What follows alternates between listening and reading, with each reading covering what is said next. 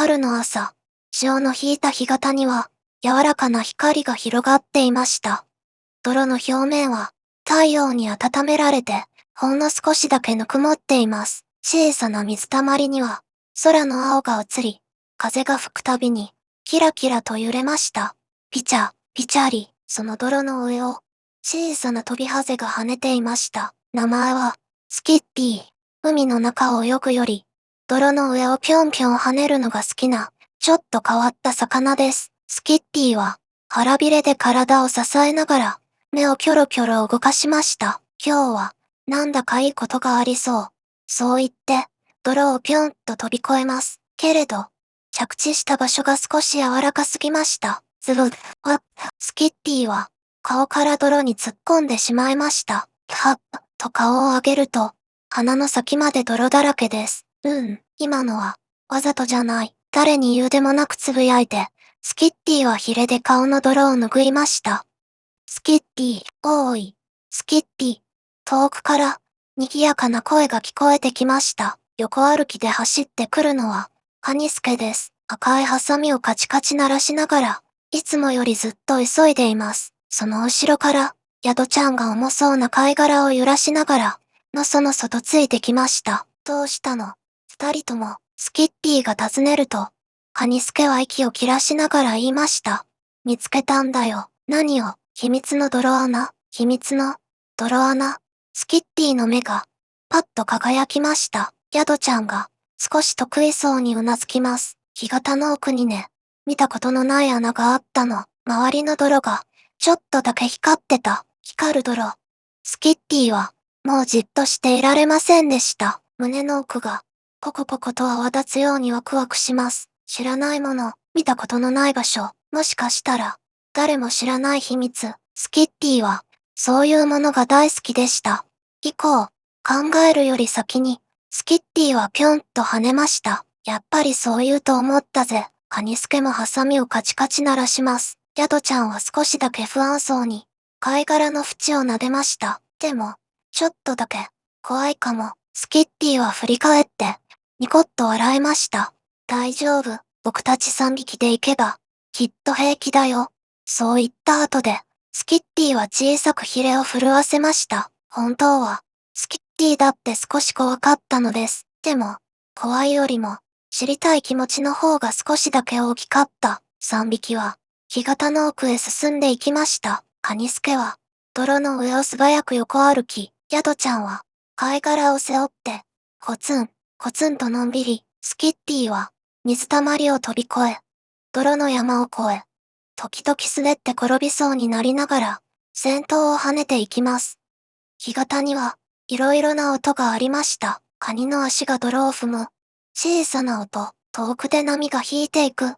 ザザーという音、水たまりで小魚が跳ねる。ピチョンという音、そのすべてが、春の光の中で、静かに息をしているようでした。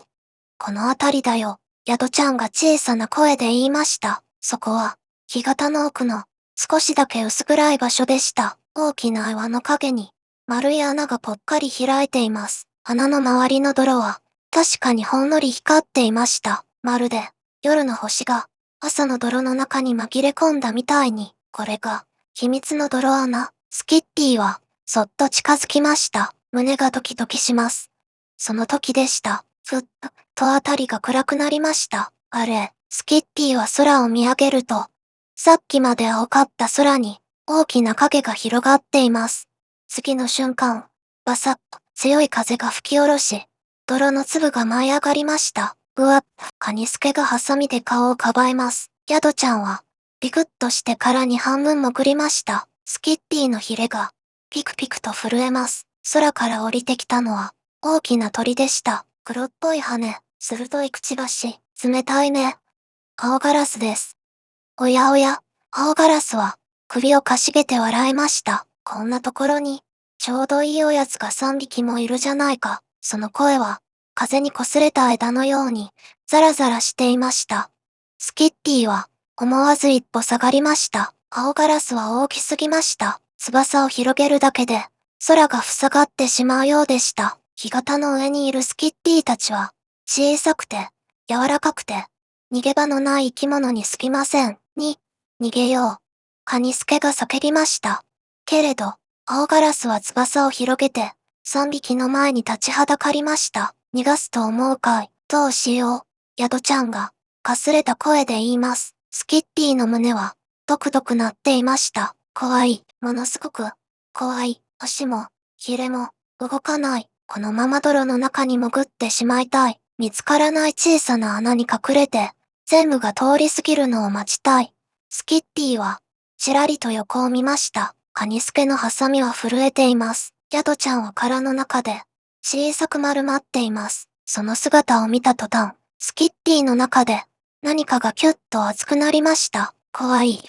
でも、僕が動かなきゃ。スキッティは、泥をぎゅっとヒレで押さえました。泥の冷たさが、少しだけ心を落ち着かせてくれます。みんな、スキッティは、小さな声で言いました。僕に合わせて、カニスケが目を丸くします。みんなでやれば、きっと大丈夫。声は少し震えていました。けれど、スキッティは前に出ました。青ガラスが笑います。ほう、小さな魚が、私に向かってくるのかい。スキッティは、ぐっと息を吸いました。そして叫びます。カニスケ、ハサミ、カニスケは、震えながらもハサミを高く上げました。カチカチカチカチ。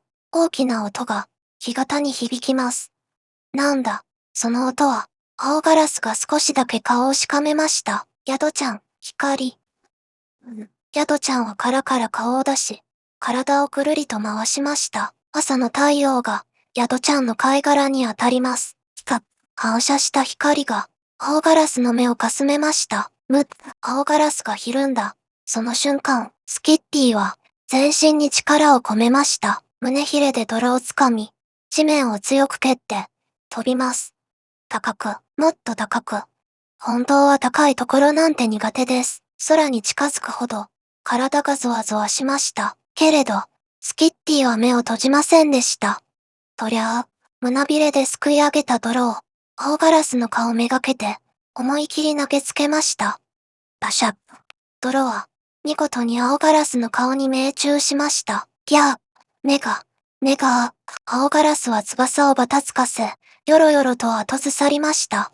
カチカチカチカチ、カニスケが、さらにハサミを鳴らします。ヤドちゃんの貝殻が、もう一度ピカッと光りました。こんな小さな奴らに、青ガラスは悔しそうに羽ばたきました。強い風が巻き起こり、スキッティたちは泥の上に転がります。けれど、青ガラスはそれ以上近づいてきませんでした。覚えておけよ。そう叫ぶと、青ガラスは空へ舞い上がり、黒い影となって遠ざかっていきました。しばらく、誰も声を出しませんでした。ただ、遠くの波の音だけが、ザザ、と聞こえていました。やがてカニスケが、ぽつりと言いました。助かった。ヤドちゃんが、殻からそっと顔を出します。助かった。みたい。その言葉を聞いた途端、スキッティの体から力が抜けました。ペタン、と泥の上に座り込みます。怖かった。ヒレが、今更みたいにプルプル震えました。カニスケが目を丸くします。スキッティ。すごかったぞ。全然怖がってなかった。そんなことないよ。スキッティは、泥だらけの顔で笑いました。本当は、すごく怖かった。ヤドちゃんが、そっと近づいてきました。でも、前に出てくれた、カニスケも、とうなずきます。俺も、スキッティが動いたから動けたんだ。スキッティは少し照れました。僕だけじゃないよ。カニスケの音と、ヤドちゃんの光があったからだよ。3匹は顔を見合わせました。そして、泥だらけのまま、くしゃっと笑いました。その笑い声は、小さかったけれど、干潟の上で暖かく広がっていきました。それで、秘密の泥穴、カニスケが、はっとしたように言いました。3匹は、もう一度、穴の前に集まりました。さっきよりも、穴の周りの泥は強く光っているように見えました。スキッティは、そっと中を覗き込みます。穴の奥には、キラキラと光る小さなものが、いくつも転がっていました。貝のかけらです。けれど、ただの貝ではありません。月の光を閉じ込めたような、青白い輝き、耳を澄ませると、ほんのかすかに、ポロン、音がしたような気がしました。今、聞こえた。スキッティが言うと、ヤドちゃんが小さくうなずきました。なんだか、歌みたいだった。これって、宝物か。カニスケは、こくりと唾を飲みました。スキッティは、光る貝のかけらを見つめました。胸の奥で、さっきとは別のドキドキが生まれます。怖いものに出会った後なのに、いや、怖いものに出会った後だからこそ、この小さな光が、何か大切なものに見えました。わからない。スキッティは言いました。でも、きっと、ただの貝じゃない。干潟に、春の風が吹きました。潮の匂いと、泥のぬくもりと、遠くの波の音、そのすべてが、まるで3匹をどこかへ呼んでいるようでした。スキッティは、光る貝のかけらをそっと見つめます。まだ知らない秘密が、この干潟には眠っている、そんな気がしました。それは、スキッティたちの長い冒険の、ほんの始まりだったのです。